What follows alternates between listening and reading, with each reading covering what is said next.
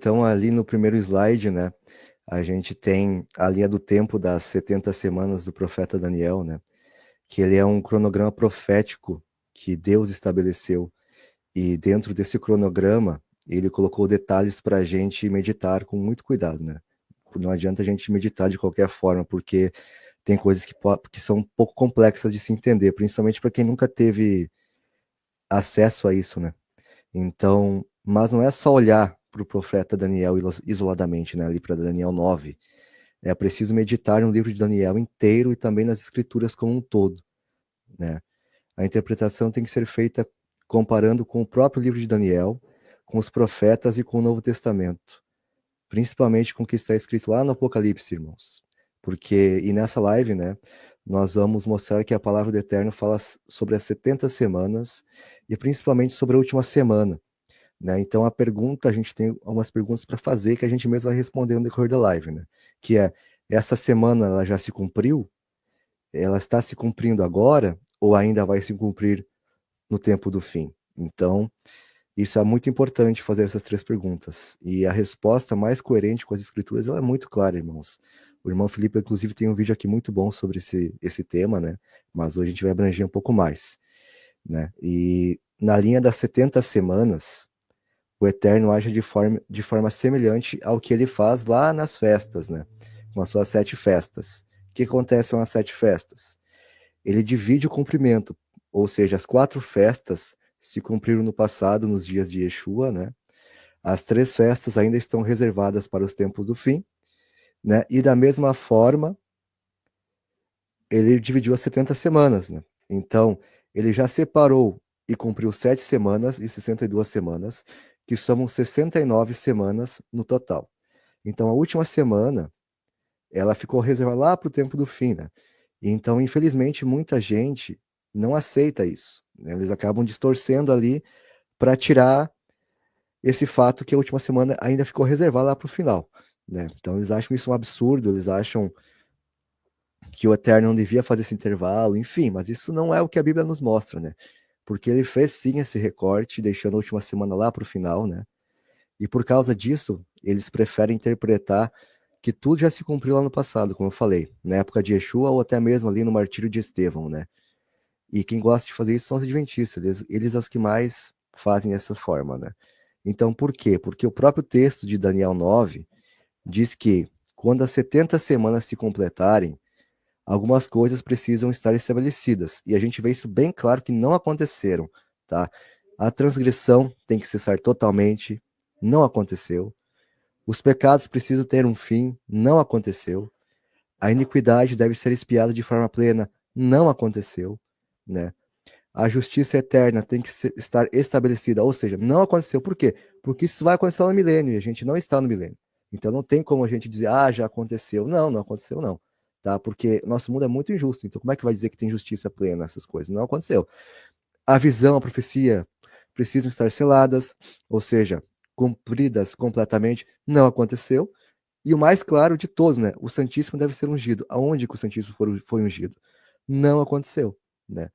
E aqui vale detalhar uma coisa importante desses pontos, porque eles são chaves para a gente entender o que já aconteceu e o que ainda está por vir, né? Então, os 7 propósitos, né? Eu peguei aqui e separei algumas coisas em hebraico para os irmãos para entender, porque em hebraico a gente tem a raiz da palavra e fica muito mais claro quando a gente estuda em hebraico as coisas, né? Então, por exemplo, ali no cessar da transgressão, né? Que é o primeiro ponto. No hebraico é Yekale Rapesha, né? Ou seja, literalmente está dizendo prender a rebeldia, colocar um ponto final da desobediência, né? Então, quando começou a se cumprir isso? Lá na cruz. Então, Yeshua abriu a porta para a reconciliação, né? Mas o fim completo disso só vem quando ele reinar e ninguém mais se rebelar. Por isso que eu falei que não se cumpriu totalmente.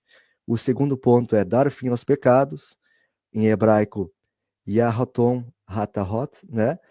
Ou seja, selar, né? Parar de fato com o pecado ali. E na cruz, muitos dizem, ah, mas na cruz ele já fez isso. Não. Na cruz ele venceu o pecado, de fato, né?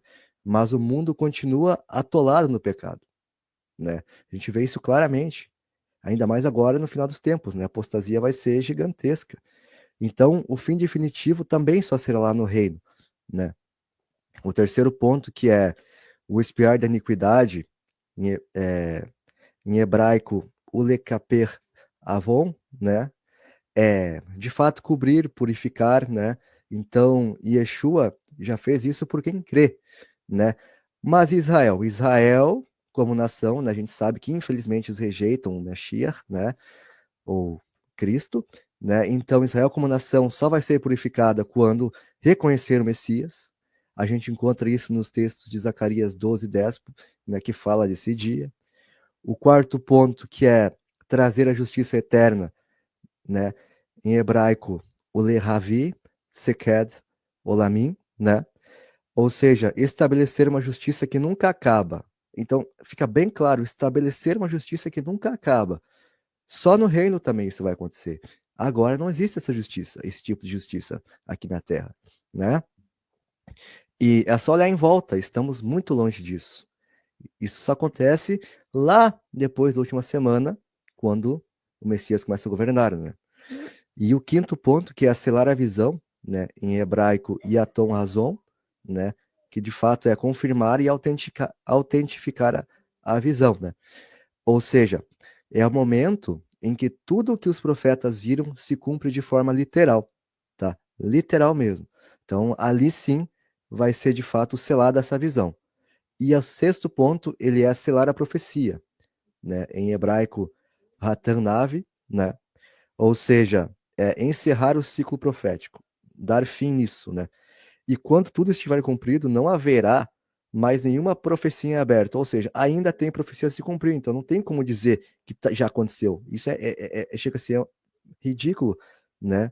Você tá, é como se você estivesse debochando ali das profecias das escrituras, você afirmar que já está selada a profecia. E o sétimo e último ponto, que é um giro santíssimo, né? Em hebraico, literalmente significa consagrar o Santíssimo, né? Então, aqui pode ser tanto o templo futuro, né, que Ezequiel descreve, quanto o próprio reino do Messias sendo estabelecido, certo? Então, nada disso aconteceu no tempo do martírio de Estevão, nem agora, né? E, sinceramente, é muito mais lógico ter essa humildade e aceitar o que o texto realmente diz, né, do que criar interpretações forçadas só porque alguns não aceitam a ideia que o Eterno fez um corte na linha do tempo, né? Então a verdade é simples, as 69 semanas já se cumpriram no passado e a última semana ainda é a futura, né, que está guardada ali para o tempo do fim.